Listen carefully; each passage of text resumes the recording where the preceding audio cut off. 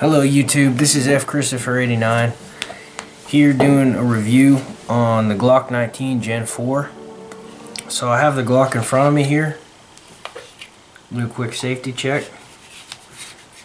There's a magazine, it's empty.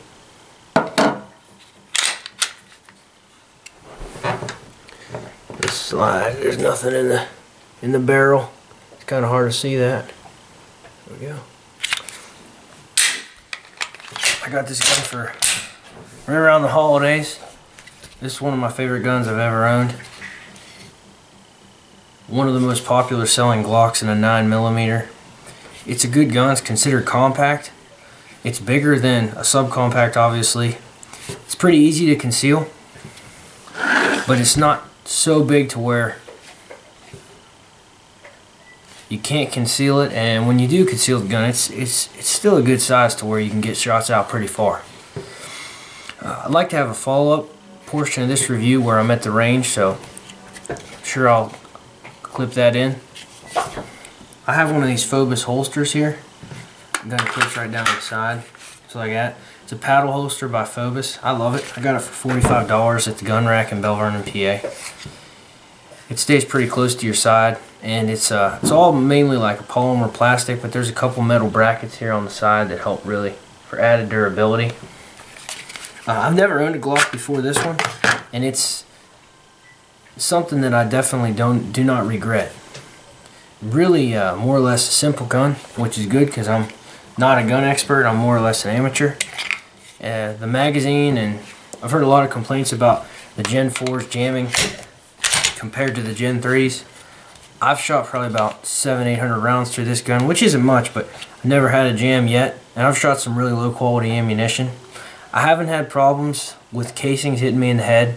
Maybe one casing's hit me in the head, but nothing major. Taking the gun down is pretty easy.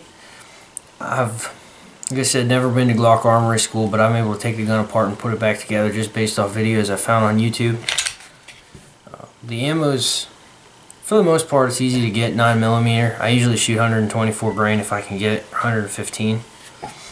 I'll take the gun down, so give me a sec to slide the camera down here.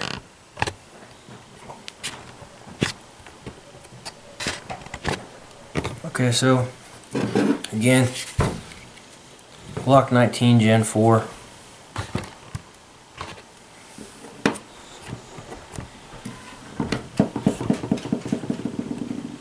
Okay, so first thing I noticed about this gun when I pulled it out of the case was some of the backstraps it came with, which is unique because most pistols, it's not really something that's pistol wide when you get one brand new. It's something that's more relative to Glocks with these Gen 4s.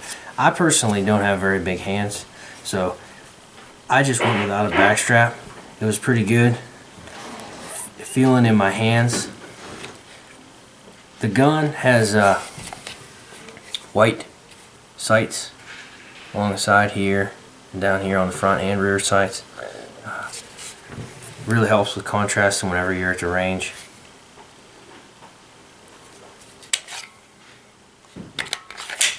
When you take the gun down, all you do is, and I'm sure many of you already know this, there's some great videos on YouTube you can watch to really follow up with this, but you just kind of put your thumb up around the back of the gun and you squeeze it up, and then the takedown levers right here and right here. You're just going to push those down whenever the gun is back about, let's say like 1/8 of an inch, 1/4 of an inch.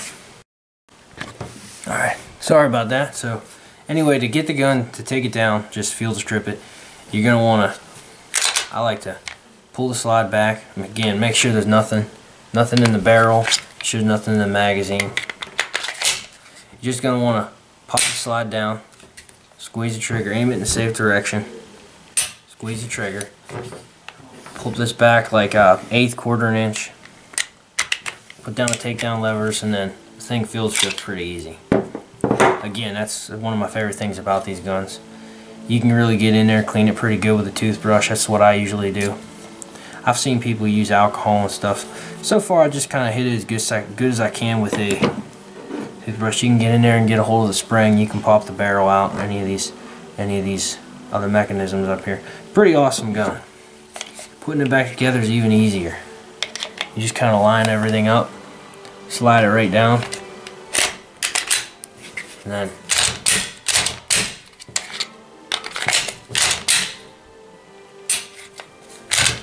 just like that. I thought about getting one of those Viridian lasers for the front, never did. But the gun, again, it fits really well in my hand. I have pretty small hands for a guy, but it fits pretty well in mine.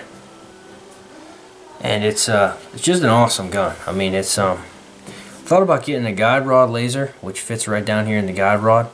It's a self-calibrating laser. They're kind of expensive though. They're like $300 to $400 depending on whether you get a red or a green laser.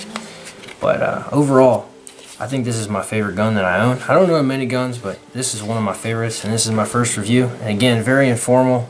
It's an amateur review by an amateur.